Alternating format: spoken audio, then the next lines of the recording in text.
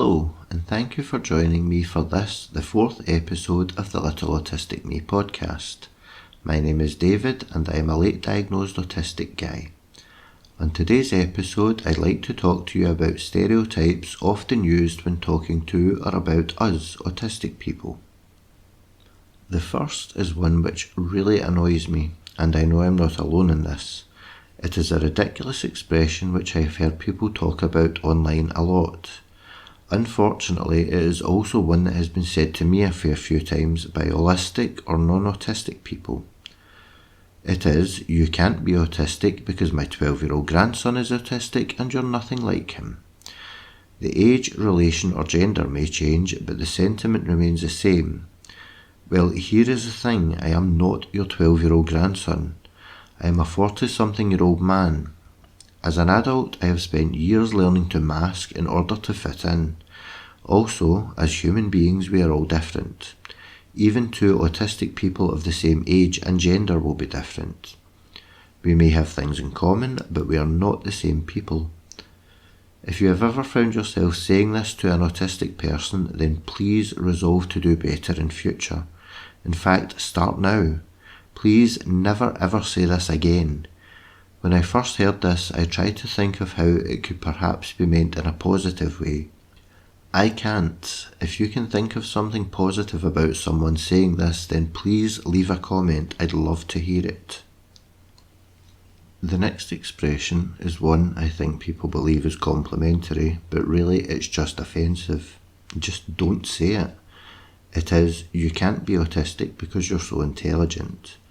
Well, thank you for the last part, but the rest is absolute nonsense. Being autistic doesn't define intelligence. Having a degree doesn't preclude me from being autistic any more than not having one makes you autistic. Autistic people, like non-autistic people, have varying levels of intelligence. We actually tend to have more knowledge on subjects which interest us because we usually have the ability to completely absorb ourselves in such subjects. Then we have, you can't be autistic because you can socialise. What? Where to start with this one? Yes, it is quite common for us autistic people to avoid social situations, and sure, some autistic people can't socialise at all, but again, it is not a hard and fast rule. Personally, I can socialise. I almost always feel awful afterwards. It can take me days to recover from spending time out in public or with a crowd. But that's not to say that I just can't do it. Being autistic does not mean not being able to socialise. I tend to only socialise in places where I have been before and or with people with whom I am comfortable. In such situations, for the length of the event, I can be a little social butterfly. In other settings, I can completely crumble. It varies, and to generalise is quite frankly ignorant. Not many more to go, at least in this episode. I'm sure I'll think of, or even worse, hear more in the near future. For now though, you just looked me in the eye, so you can't be autistic. Well, wrong again. Whilst it is often very uncomfortable and exhausting for an autistic person to do the whole eye contact thing, it doesn't necessarily mean that we can't. Personally, I don't do it naturally. I have to force myself to make eye contact, but when I do, it makes me feel very awkward. Sure, it may benefit non-autistic people for us to look them in the eye.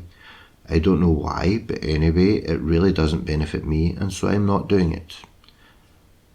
I saw a discussion on Twitter, now X, about this, and a commenter stated that they felt more comfortable sitting in the car with someone because they're side by side, and that totally makes sense to me. I actually enjoy social interactions more when I'm sitting next to someone than facing them for this reason. Next up, and penultimately for the moment, one of my favourites. Autistic people don't get sarcasm. That's highly inaccurate. Sure, some sarcasm does pass me by, but not always.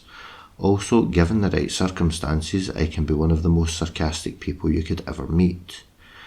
What I don't get are hints and people just not saying what they mean. But that's me. Other autistic people are available and have their own views. Lastly, but most definitely not leastly, we have you don't look, sound, act, taste or smell autistic. Seriously with the ignorance, this is such a damaging rhetoric. Again, all autistic people are different. Sure, we do have certain things in common, but we are all individuals. This is something which really affects autistic females.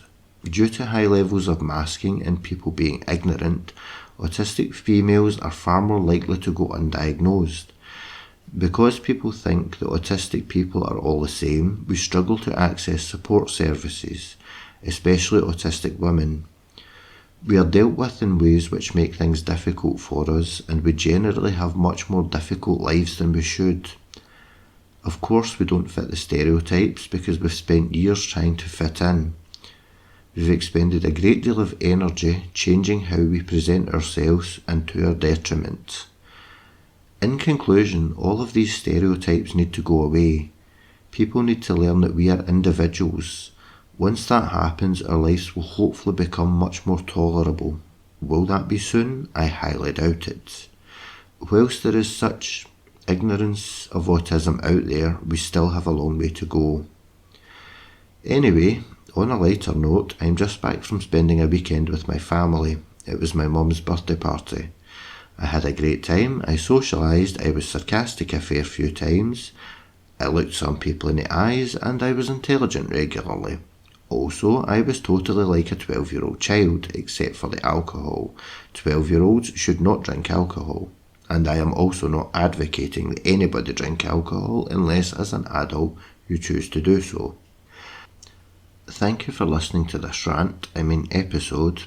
If you have enjoyed it, please consider making a donation via Ko-fi at https://ko-fi.com. That's ko-fi.com/LittleAutisticMe. Please also click the follow button to be notified of when future episodes are uploaded. The music used in this episode is by Circle Note Music. You can find their sounds at circlenote.bandcamp.com. You can find me on Twitter or X at twitter.com/autisticforum. My Facebook page is at facebook.com/littleautisticme, and on Blue Sky it's littleautisticme.bsky.social. Talk to you in the next episode.